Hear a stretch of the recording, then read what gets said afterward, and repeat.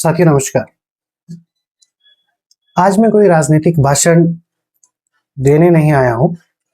आज बात उस किसान की है जो सुबह सूरज निकलने से पहले उठता है, अपने पशुओं के सेवा करता है, दूध निकालता है और उम्मीद लेकर दुग्ध सोसाइटी तक पहुंचता है कि उसकी मेहनत का सही सम्मान मिलेगा। लेकिन सवाल यह है कि क्या हर दुग्ध सोसाइटी में किसान की आवाज सुनी जाती है या सुनी जा रही है? कई जगह किसानों की शिकायत है कि सोसाइटी का जो सेक्रेटरी है अपनी मर्जी से काम करता है, किसी सदस्य की बात सुनने को तैयार नहीं है, समिति की बात को भी नजरअंदाज किया जाता है और किसान परेशान होकर भी चुप बैठा रहता है। लेकिन आखिर क्यों? क्या किसान इसलिए चुप है क्योंकि उसे लगता है कि शिकायत करने से उसका नुकसान हो जाएगा, या फिर इसलिए चुप है क्योंकि सेक्रेटरी खुद को मिल्क फेड का कर्मचारी समझने लगा है? साथियों, एक बात समझना बहुत जरूरी है, दुग्ध सोसाइटी किसी की जागीर नहीं होती, किसी एक व्यक्ति की। यह उन किसानों की संस्था है जो अपनी मेहनत की कमाई और अपने दूध के माध्यम से इसे चलाते हैं।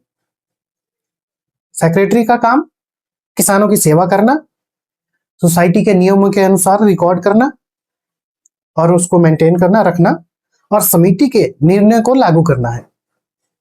अगर किसी पद पर बैठा व्यक्ति खुद को संस्था से ऊपर समझने लगे तो सवाल उठना स्वाभाविक है। लेकिन सबसे बड़ा सवाल सिर्फ सेक्रेटरी से नहीं है, सवाल हम किसानों से भी है। जब हमारे साथ गलत होता है तो हम आवाज क्यों नहीं उठाते?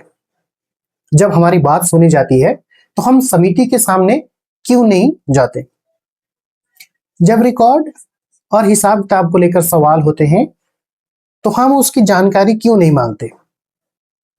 क्योंकि याद रखिए, चुप रहने से समस्या खत्म नहीं होती, चुप रहने से समस्या और मजबूत होती है। हम किसी व्यक्ति से लड़ाई नहीं करनी है, हमें व्यवस्था को सही करना है। अगर सेक्रेटरी अच्छा काम कर रहा है तो उसका सम्मान होना चाहिए, लेकिन अगर कोई व्यक्ति अपनी जिम्मेदारी का गलत इस्तेमाल कर रहा है तो समिति और सदस्यों को नियमों के अनुसार सवाल पूछने का अधिकार है। दुग्ध सोसाइटी में पारदर्शिता होनी चाहिए, हिसाब किताब स्पष्ट होना चाहिए, किसानों को उनके दूध भुगतान और सोसाइटी से जुड़े मामलों की सही जानकारी होनी चाहिए। और सबसे जरूरी बात, किसान को अपनी ही सोसाइटी में बेबस महसूस नहीं होना चाहिए।